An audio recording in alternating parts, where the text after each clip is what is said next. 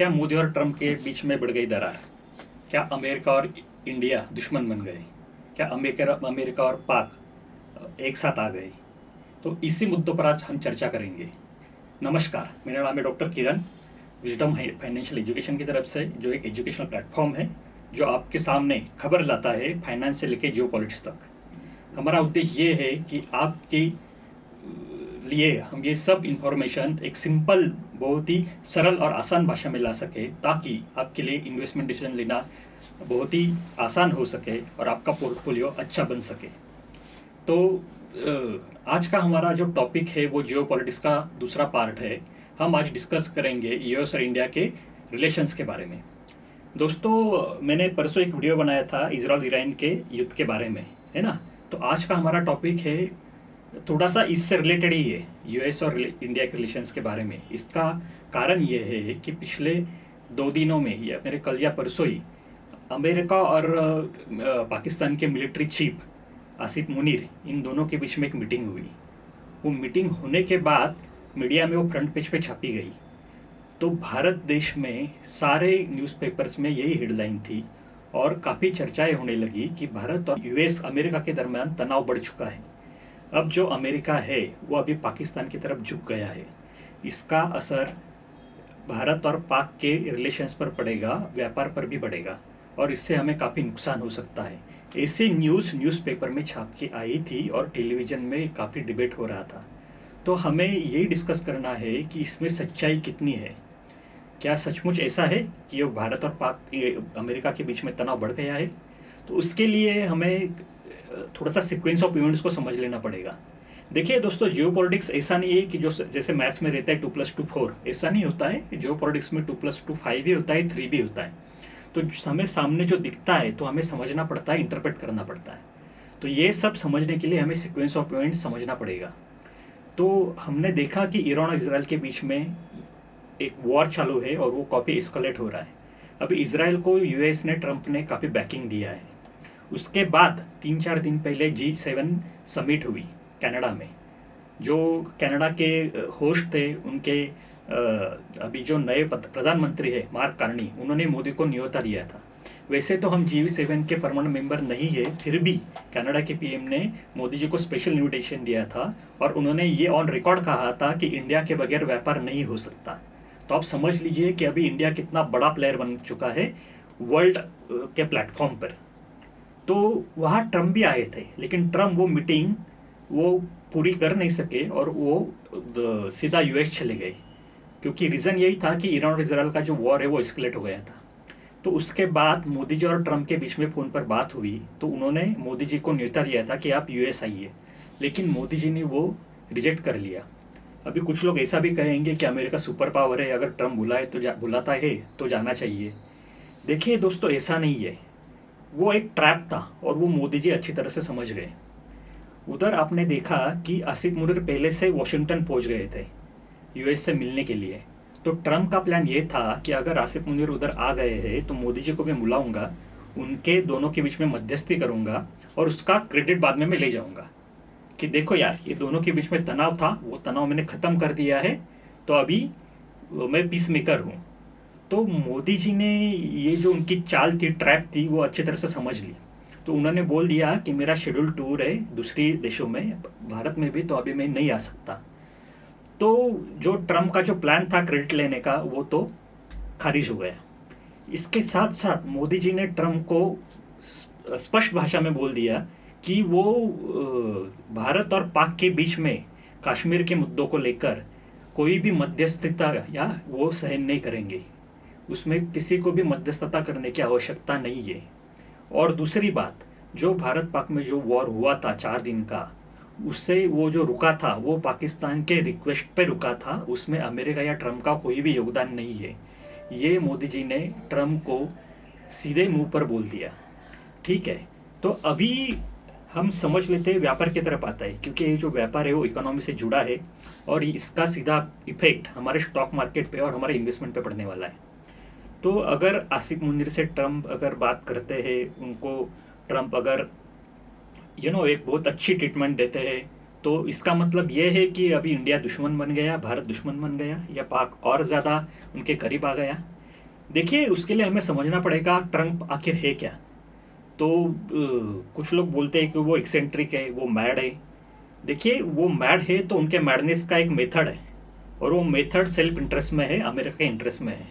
तो जो भी वो चीज़ करते हैं, जो भी बयान करते हैं, जो भी एक्शन लेते हैं, उसके पीछे पर्पज़ होता है, उनका इंटरेस्ट होता है। तो उन्होंने आसिफ मुनीर को अगर बुलाया है तो उसके पीछे ये रीज़न है, वो ईरान इजराइल वॉर।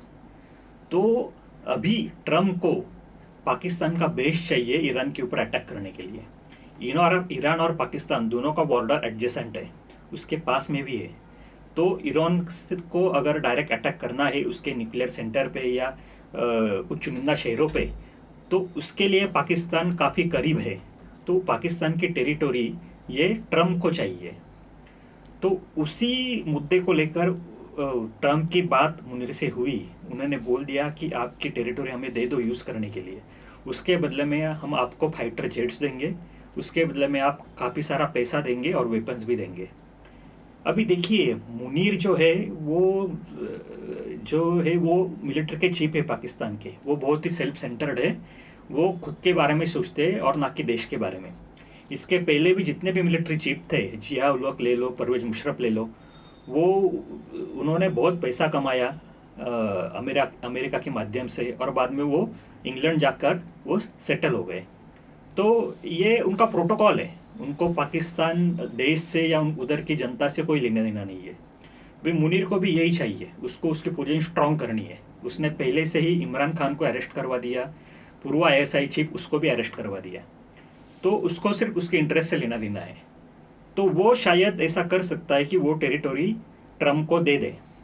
तो आप बोलोगे यार, इससे तो पाकिस्तान को फ़ायदा होगा, उनको फाइटर जेट्स भी मिल जाएंगे, पैसा भी मिल जाएगा, तो भारत को काफ़ी नुकसान होगा। तो देखिए, नुकसान तो हो सकता है, लेकिन अभी इंडिया की पोजीशन काफ़ी स्ट्रांग है। ऑपरेशन सिंदूर हमने देखा कि 4 दिनों में हमने काफ़ी कुछ हासिल किया था। तो एंट्री और एग्जिट प्लान हमारा फिक्स था।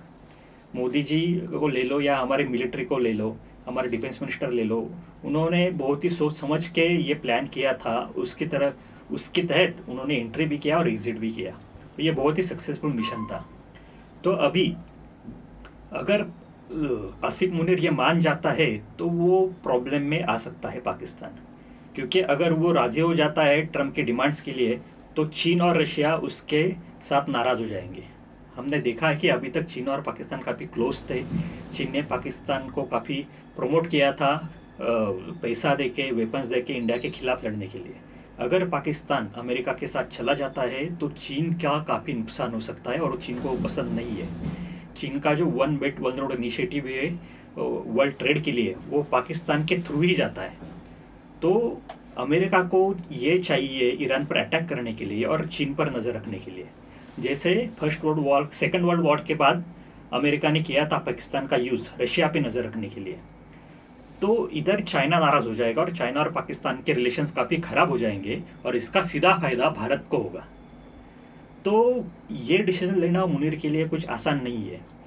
और दूसरी तरफ मोदी जी को ले लो या भारत को ले लो, हम बहुत ही कॉशियसली चल रहे हैं, बहुत ही संभल के चल रहे हैं। ना हमने किसी को क्रिटिसाइज़ किया है और ना ही किसी को हमने सपोर्ट किया है। तो जब ट्रेड की बात आती है तो अभी देखो जियोपॉलिटिक्स बदल गया है ना। तो पहले कैसे होता था जियोपॉलिटिक्स में, एक आप वर्ल्ड ट्रेड ऑर्गेनाइजेशन ले लो, वर्ल्ड हेल्थ ऑर्गेनाइजेशन ले लो, नाटो ले लो, यूनाइटेड नेशंस ले लो, इसका कुछ तो मतलब होता था। तो वो यूनानिमसली कोई डिसीजन लेते और फॉलो करते थे। अभी जो वर्ल्ड जो है वो मल्टीपोलर हो गया है। मल्टीपोलर मतलब अभी अलग अलग देश अलग अलग डिसीजंस लेते हैं, है ना। तो हर कोई देश अपना सेल्फ इंटरेस्ट के लिए काम कर रहा है। तो अभी उनके बीच ये तय हो चुका है कि चाहे जियोपॉलिटिक्स जो भी हो, ट्रेड अपनी तरह काम करेगा। मतलब ट्रेड और जियोपॉलिटिक्स ये पैरेलल चलेंगे। अगर जियोपॉलिटिक्स अगर खराब होता है, कोई डिसीजन किसी देश को पसंद नहीं आता है, तो इसका मतलब ये नहीं कि ट्रेड कैंसिल हो जाएगा। इसके बावजूद ट्रेड चलता रहेगा। उनका जो ट्रेड का जो एग्रीमेंट हुआ है, इसके हिसाब से ट्रेड चलता रहेगा। हमने देखा है कि इंडिया और चाइना, उनके बीच काफ़ी तनाव है, फिर भी इंडिया और चाइना का जो ट्रेड है वो इन बिलियन डॉलर्स, वो काफ़ी सालों से चल रहा है। गलवान अटैक के बाद या अभी चाइना ने पाकिस्तान प्रमोट करने के बाद भी हमारा उसके साथ ट्रेडिंग बंद नहीं हुआ है। तो दोस्तों ये बात समझ लो कि अमेरिका और इंडिया के ट्रेडिंग पे कोई असर नहीं होने वाला। हमारा जो ट्रेड पार्टनर है अमेरिका वो रहने वाला है। और मेरा ये मानना है कि इस दिवाली तक इंडिया और यूएस का ट्रेड एग्रीमेंट फाइनल हो जाएगा। वो ट्रेड एग्रीमेंट फाइनल होने के बाद ये तय हो जाएगा कि इंडिया कौन सी चीज़ें एक्सपोर्ट करेगा और अमेरिका से कौन सी चीज़ें इंपोर्ट करेगा। तो इससे आपको पता चल जाएगा कि कौन से सेक्टर में इन्वेस्ट करना है, कौन से प्रोडक्ट्स को ज़्यादा डिमांड है और उसकी तहत आप इन्वेस्ट कर सकते हैं। तो ये हमारा आज का उद्देश्य था आपको बताने के लिए कि आपको एज एन इन्वेस्टर डरने की ज़रूरत नहीं है। ट्रेडिंग चाहिए यूएस के साथ हो या चाइना के साथ हो या इजराइल के साथ हो या किसी और कंट्री के साथ हो, हमारा ट्रेड चलता रहने वाला है। जियो पॉलिटिक्स से इसके ऊपर कोई फर्क नहीं पड़ने वाला। जियो पॉलिटिक्स अपनी जगह चलता रहेगा, ट्रेड अपनी तरफ चलता रहेगा। तो हमारे इन्वेस्टमेंट डिसीजन में हमें कोई टेंशन लेने की ज़रूरत नहीं है। हमें सिर्फ ये करना है कि हमें इस सिचुएशन पे नज़र रखनी है और हमें देखना है कि किस देश के साथ ट्रेड एग्रीमेंट क्या होता है और हमें एक्सपोर्ट के लिए क्या फ़ायदा है। तो उस हिसाब से हमें इन्वेस्टमेंट डिसीजन लेना है, बस इतना ही करना है। बाकी तो हम ज़्यादा सोचने की ज़रूरत है ही नहीं। और इसके अलावा जो भी घटनाएं घटती रहेगी, अगर पैनिक फैल जाता है, अगर न्यूज़पेपर में कोई बातें आती है, टेलीविज़न पे आती है, तो हम है विजडम फाइनेंशियल एजुकेशन की तरफ से, मैं डॉक्टर किरण गीते और डॉक्टर योगेश जोशी आपको इत्तला करते रहेंगे और आपको अपडेट देते रहेंगे। तो हमारे पास यही आशा है कि आप हमारे चैनल को सब्सक्राइब कीजिए, लाइक कीजिए और कमेंट कीजिए, ताकि हम और इंस्पिरेशन से आपके सामने ऐसी फाइनेंस से जुड़ी खबरें और जियो पॉलिटिक्स से लेके सारी खबरें आप तक लाते रहे। तो आज हम विदा लेते हैं। थैंक यू वेरी मच दोस्तों।